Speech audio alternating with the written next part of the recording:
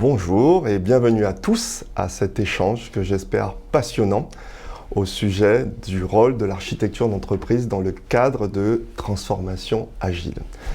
Je suis très heureux de recevoir ici présent Nicolas Chevalier, consultant associé à Clundo et animateur du Club Urba.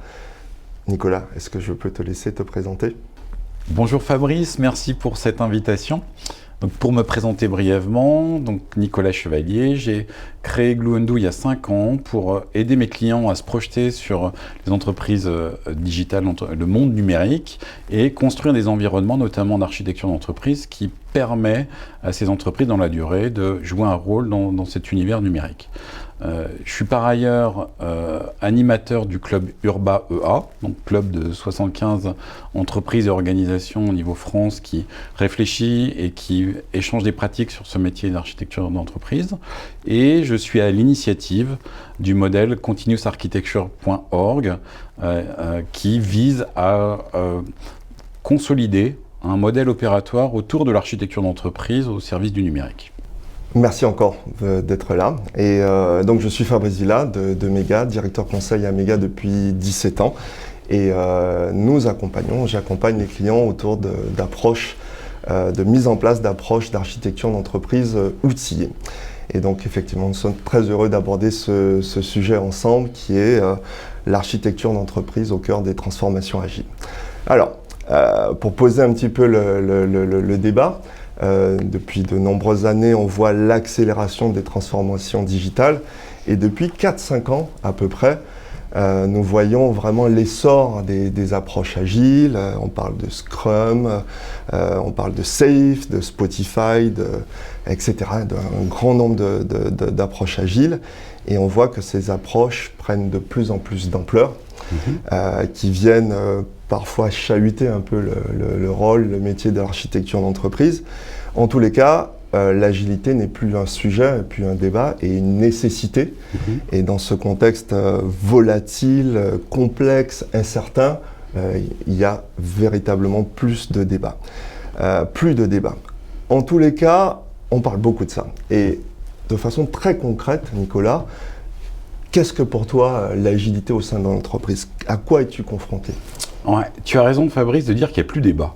L'agilité, je pense que c'est indispensable et en tout cas dans les mots, l'ensemble des organisations se disent en transformation agile. Et pourquoi ? Parce qu'effectivement, tu le soulignais, on est dans un monde VUCA, incertain, complexe, ambigu. Et ça nécessite de revoir les schémas de décision pour que les équipes soient beaucoup plus réactives. Et l'agilité a fait ses preuves dans les entreprises de la tech, mais aussi dans d'autres contextes. Et effectivement, c'est sans doute une des réponses clés, cette responsabilisation des équipes dans des logiques pluridisciplinaires autour des produits pour développer la valeur. C'est un élément qui permet aux organisations de rentrer dans ce monde digital et puis de pouvoir jouer un rôle moteur et de développer de la valeur sous peu qu'on arrive à effectivement à rendre responsables les acteurs et les mettre dans un environnement qui leur permet d'agir avec les bons réflexes.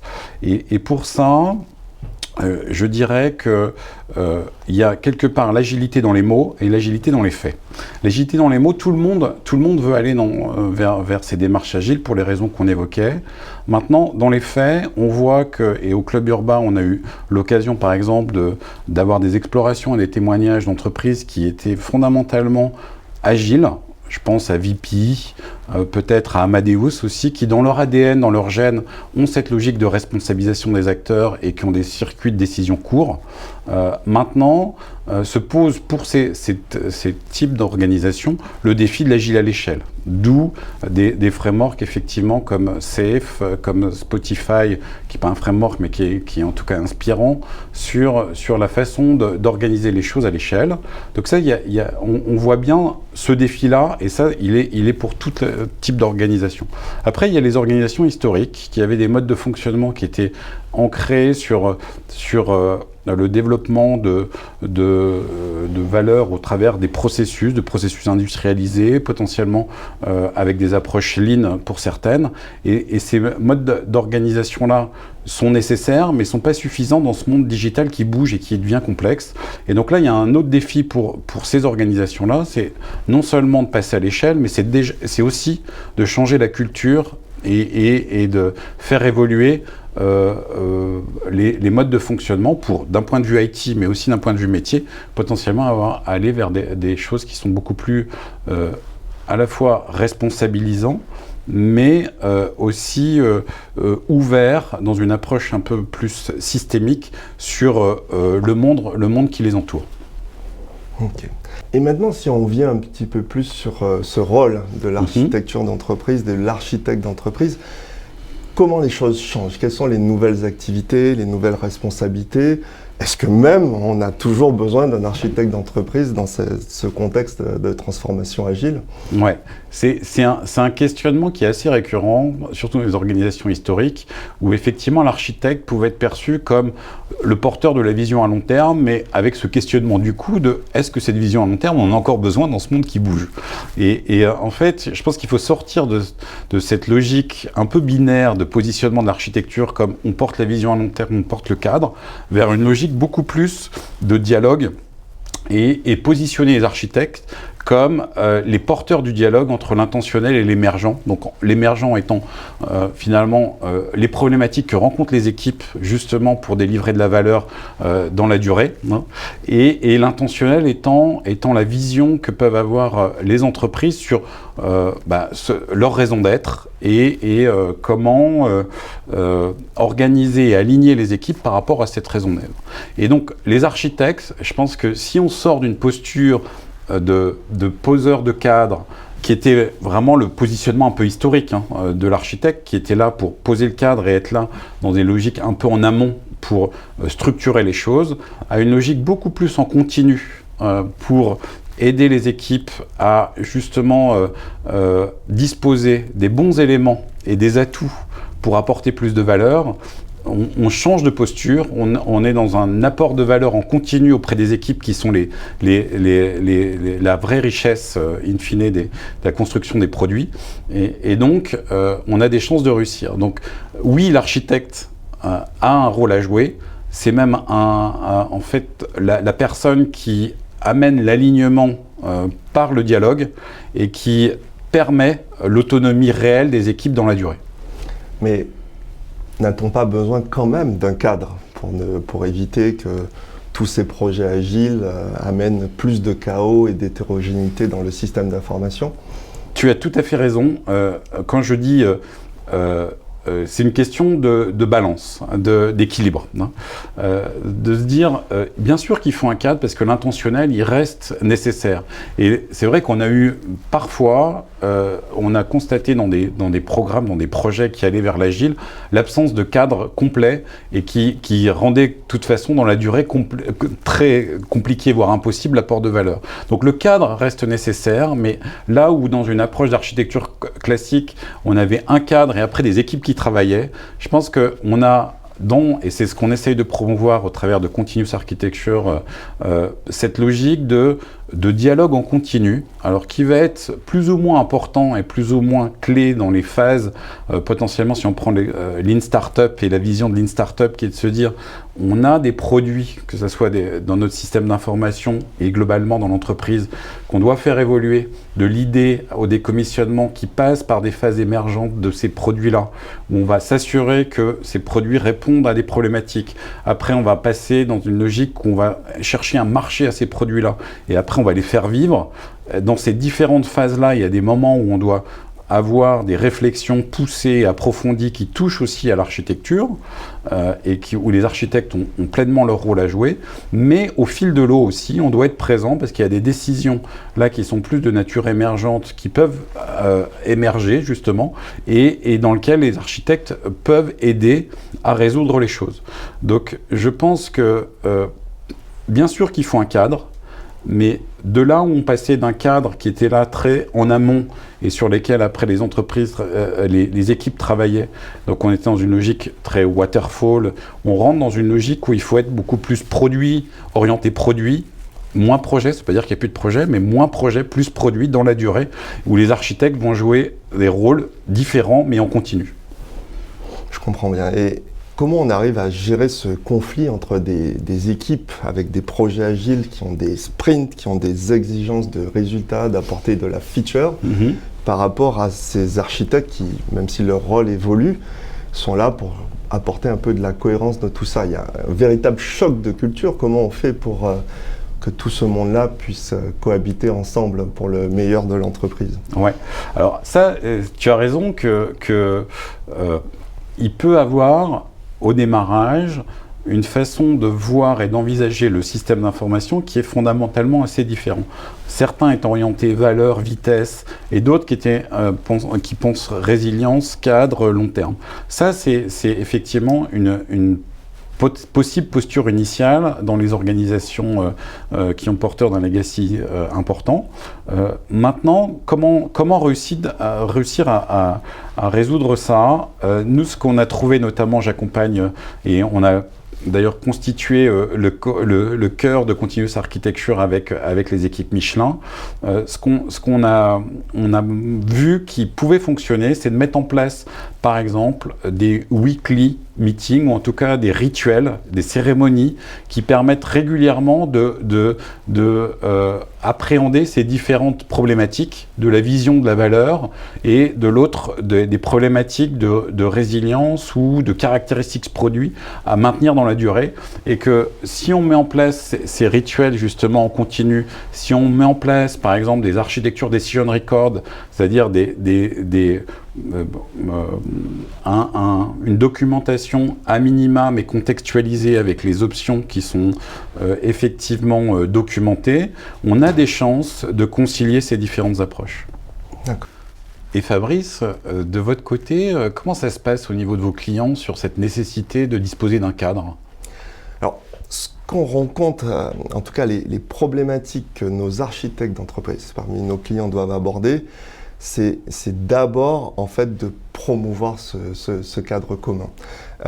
Et quand on parle de cadre commun, c'est à la fois une vision quand même à moyen ou long terme des capacités attendues de ce système d'information. Donc tous les projets agiles doivent à un moment contribuer à la fourniture de ces valeurs ajoutées sur l'ensemble du système d'information et de façon coordonnée.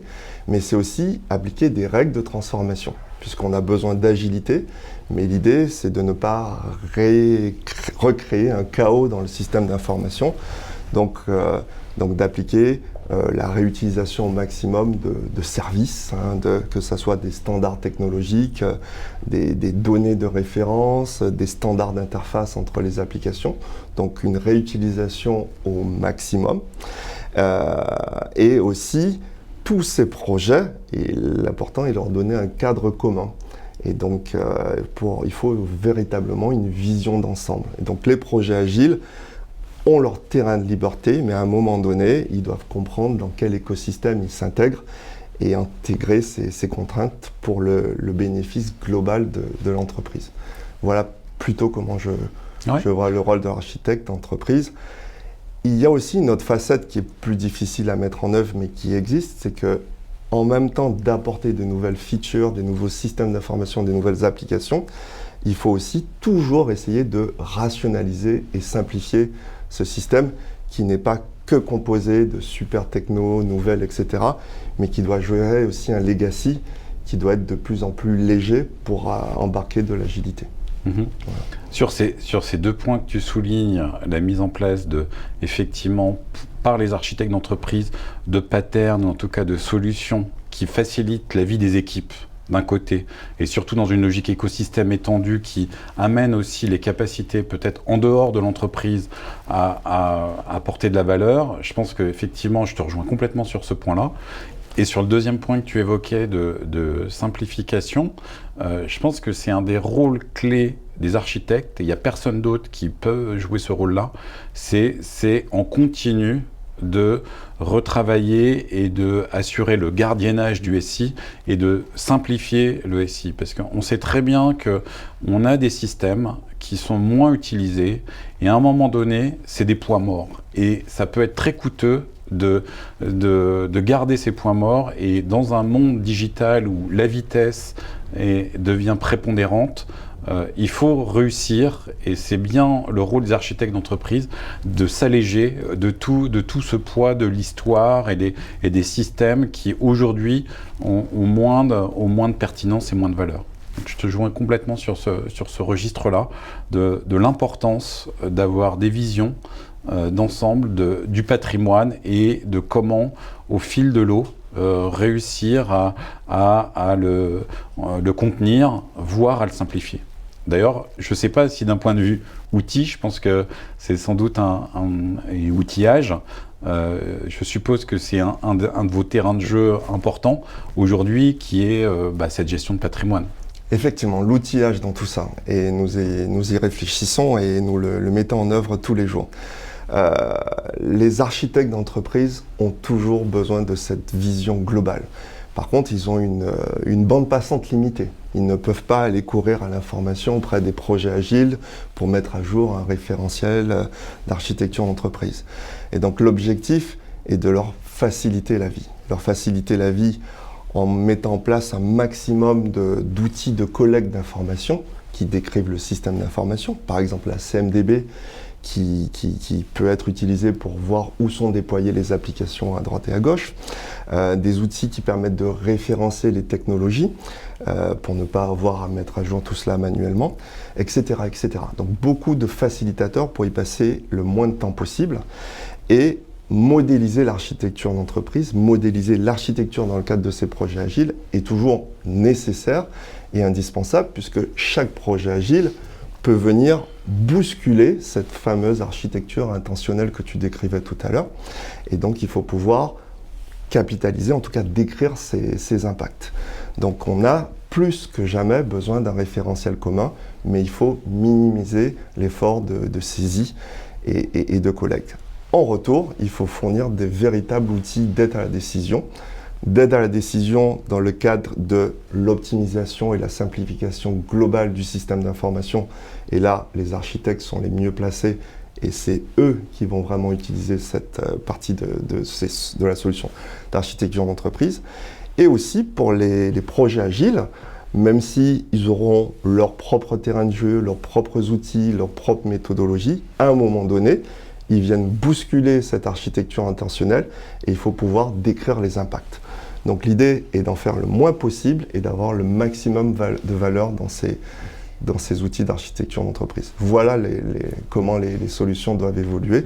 Encore une fois, qui dit projet agile dit passer moins de temps à formaliser les choses. Ce n'est pas pour rajouter de la complexité à ces projets.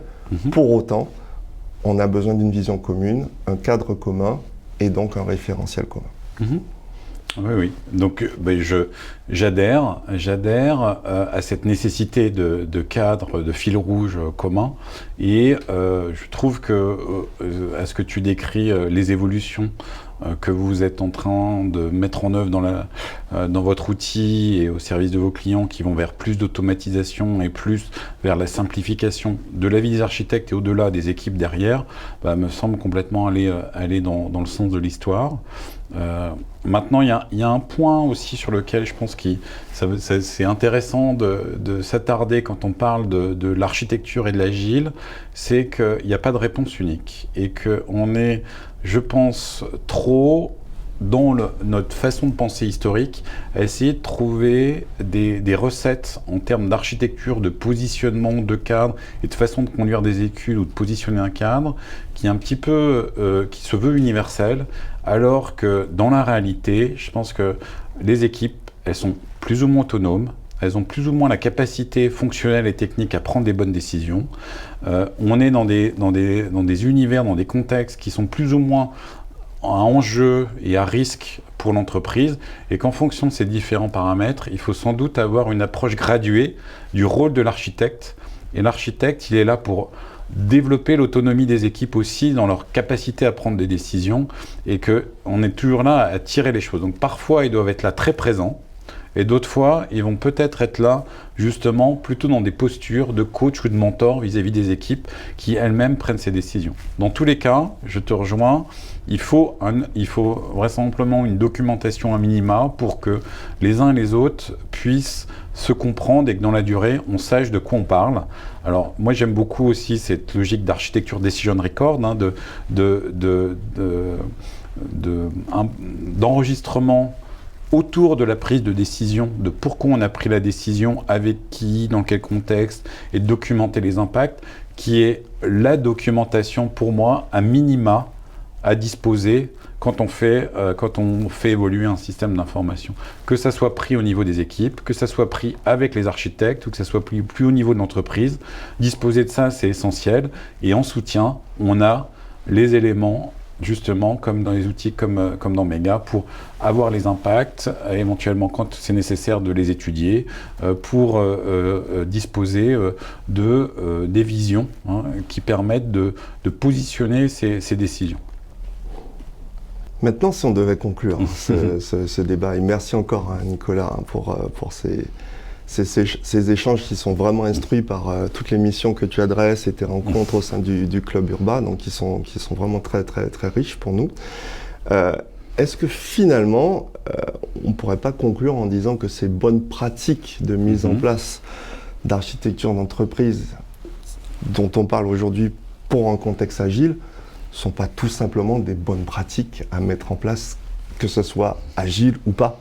Est-ce que ce n'est pas la nouvelle architecture d'entreprise qui doit être comme ça?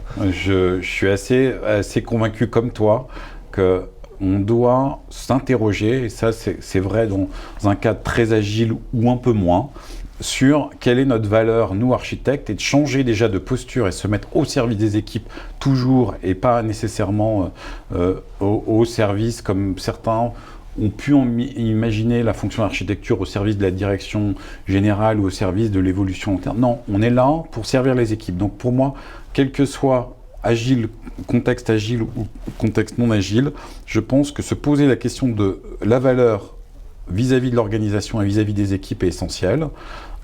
Après, c'est construire effectivement, moi je trouve, un modèle opératoire qui tient à la positionnement des rôles. Ça veut dire quoi? Quels sont les architectes, ceux qui ont vraiment porteur d'une vision systémique, à distinguer peut-être des experts dans les organisations. Donc il y a un travail potentiellement sur les rôles et sur qui conduit ces fonctions d'architecture, sur les rituels, sur les pratiques qui sont adaptées en fonction des enjeux du contexte.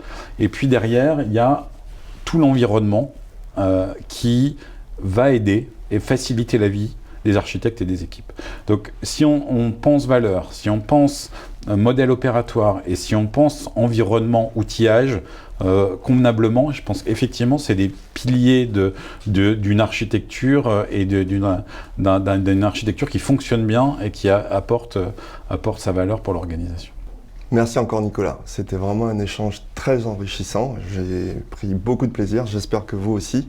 En tous les cas, merci pour votre attention jusqu'au bout de cette présentation et je vous souhaite de vous rencontrer prochainement et de rencontrer Nicolas. On collabore ensemble dans le cadre de la mise en place d'approches d'architecture d'entreprise. À très bientôt. Merci.